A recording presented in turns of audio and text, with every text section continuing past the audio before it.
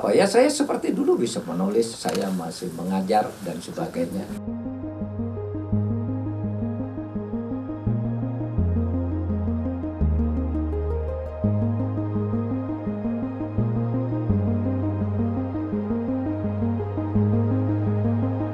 Kontribusi saya itu sangat kecil sebenarnya. Karena sebenarnya kontribusi ini dilakukan oleh rakyat Indonesia melalui reformasi yang dengan gagah berani pada waktu itu menumbangkan rezim otoriter yang pada waktu itu tidak terbayangkan.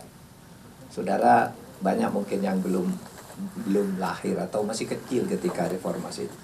Pak Harto itu kuatnya luar biasa dulu. TNI itu bukan 100%, 1000% membela Pak Harto. Rakyat Indonesia itu pada tanggal 23 Maret tahun 98 masih 1000% mendukung Pak Harto. Tidak ada yang lebih kuat. Tetapi kemudian saya selalu mengatakan aspirasi murni dari rakyat itu atau ide demokrasi dan kebebasan terhadap pelindungan HAM itu tidak bisa dibendung oleh pemerintah sekuat apapun pada era sekarang. Oleh sebab itu Pak Harto 23 Maret dinobatkan sebagai presiden terkuat. Kalau Pak Harto dulu dehem gitu, itu menterinya ikut dehem, rakyat seluruh Indonesia ikut dehem. Pak Harto dulu ada kesulitan cabai dulu, kesulitan cabai. Lalu sehingga cabai itu busuk-busuk dan sebagainya.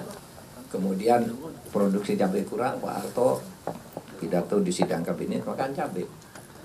Pak Harto ada cabainya sama tempe gitu. Pak Harto udah makan, tapi menterinya makan sampai matanya merah, makan cabai betul. Karena melihat Pak Harto nyuruh makan cabai gitu.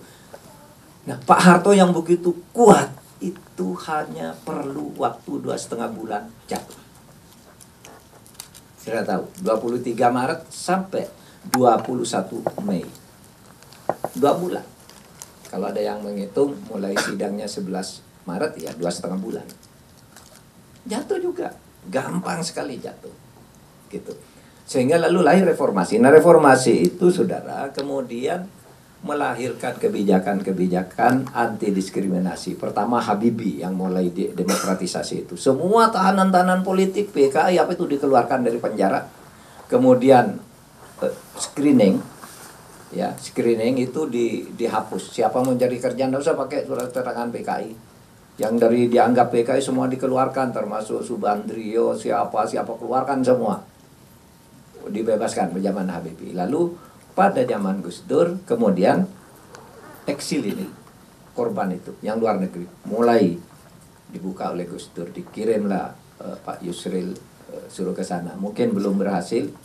Baru rumusannya kemarin, baru tahun 2023 itu. Dan sekarang semuanya sudah bisa, mereka kapanpun mau pulang itu sudah bisa. Sudah ada keputusan negara tentang itu. Sehingga ini sebenarnya berjalan. Nah terus saya mau apa? Ya saya seperti dulu bisa menulis, saya masih mengajar dan sebagainya. Bisa memberi pendapat, saran-saran terhadap pemerintah. Yang penting ke depannya itu yaitu satu, kita bangun negara konstitusional, demokrasi. Ya, demokrasi, konstitusi itu artinya apa? Kedaulatan rakyat itu harus seiring dengan kedaulatan hukum. Nah, kadangkala kalau hukum dibelok-belokkan itu berbahaya. Kadangkala hukum itu bisa dijadikan alat oleh kekuasaan untuk sewenang-wenang, tapi bisa dijadikan alat untuk membangun kesejahteraan. Reformasi itu sebenarnya gagasannya menjadikan negara ini menjadi sebuah negara yang demokratis, konstitusional.